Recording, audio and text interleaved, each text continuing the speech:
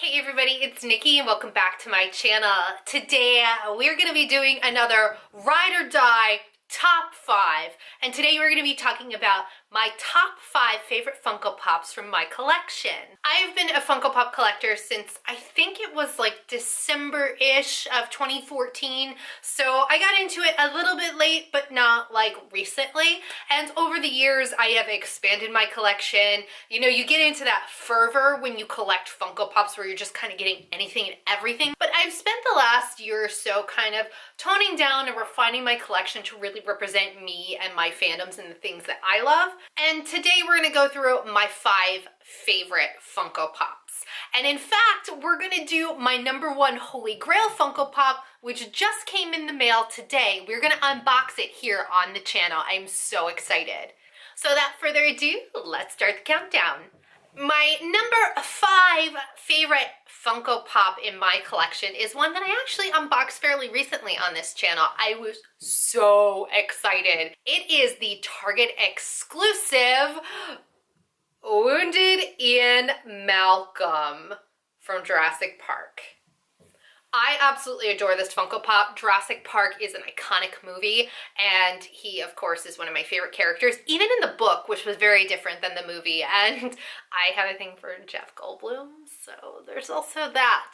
But I think this is actually an incredible pop. One, because of the pose. It is not your classic, like, Funko Pop pose. Their sculpts have gotten a lot better over the years. I mean, you can just see the detail, even in his hair. It's pretty incredible. So it's really impressive. The paint job is fantastic. The scene, I mean, who doesn't remember that scene in the movie? It's just so good. So one, because this is a personal fandom of mine, and two, I just love the actor. So yeah, I think it's so well done. It almost doesn't look like a pop. You know, again, it's like pure nostalgia for me. So yeah, he's my number 5.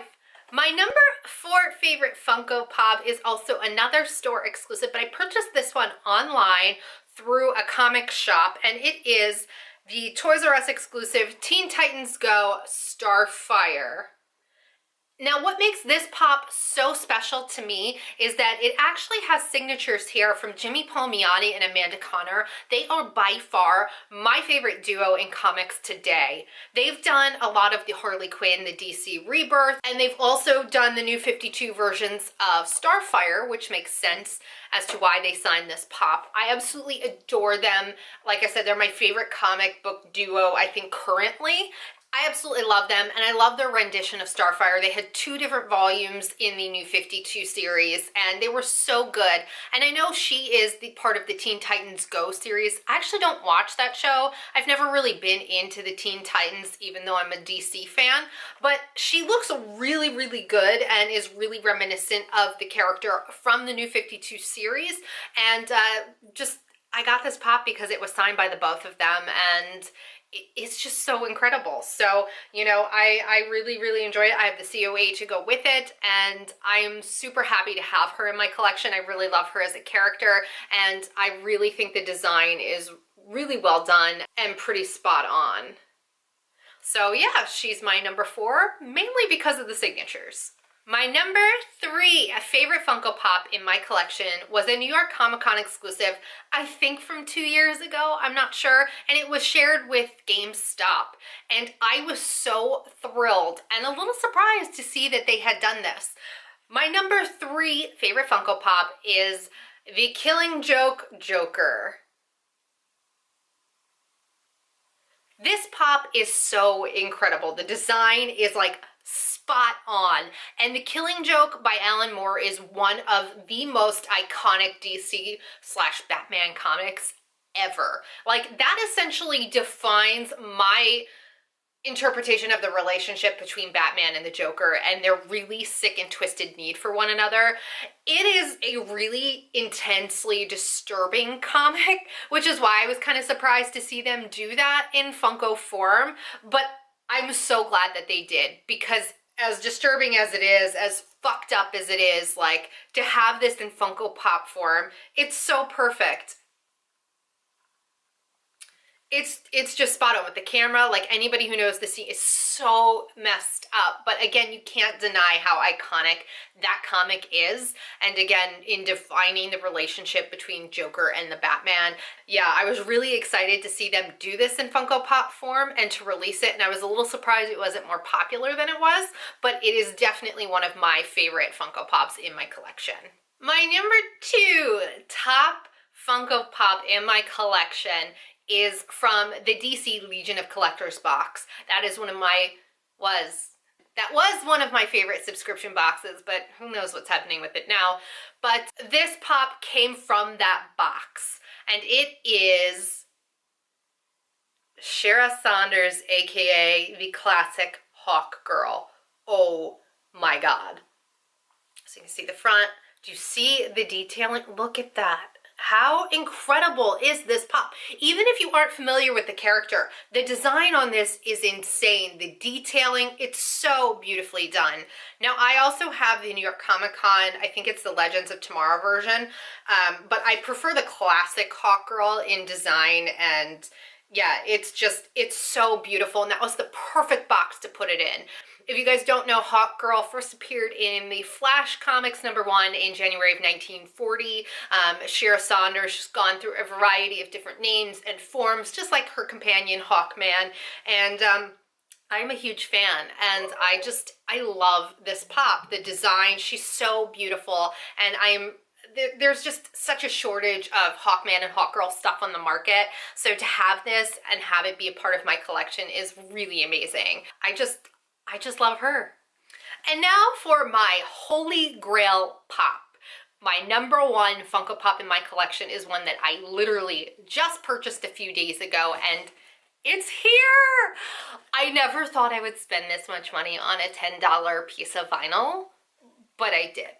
I have limits on what I've always said I would spend, and that all flew out the window. I've been looking at this pop for years, and I decided my collection is not going to be complete without this pop. I had to do it, and it's here, so we're going to unbox my Holy Grail pop. I've cut the box open, but I haven't looked inside, so I haven't seen it in the flesh yet. So let's go ahead and unbox it. Oh my God. I can't believe I'm doing this. I hope it is as beautiful in person as it looked to be on eBay, because I paid a lot of money for this. Oh my God. Oh, I cannot believe this is really happening.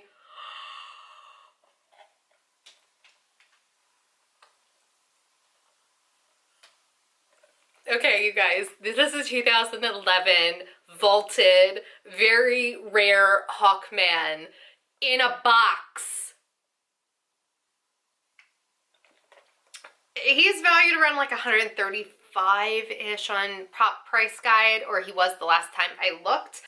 To find him in decent shape, and he looks to be in phenomenal condition, in a box. Now, the box isn't in the best of condition. I'm an out-of-box collector, but it was really important to me to have him in a box.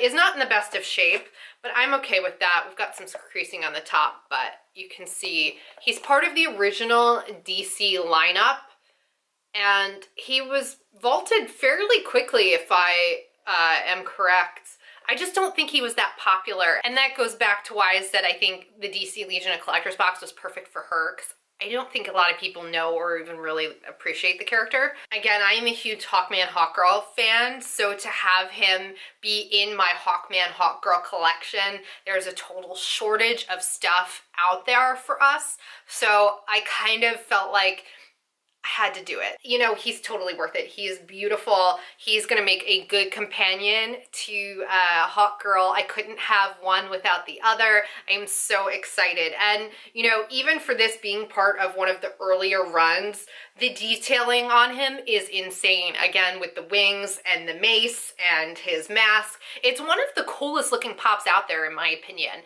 So I'm really, really excited to finally have him in my collection. I cannot wait to put him on display, and I am so happy that I pulled the trigger. My number 1, my Holy Grail Funko Pop. I finally have him. And that's my top 5 favorite Funko Pops in my collection. I'd like to know, what are your top 5? Do you guys have any holy grails? Let me know in the comments down below. And if you guys would like to see my PPG top 10 most valuable Funko Pops, let me know as well, and I can do that video for you too. And as always, if you guys like Funkos, if you like this type of video, make sure you give it a big old thumbs up and don't forget to subscribe. Thank you so much for tuning in, and I will see you guys next time. Bye!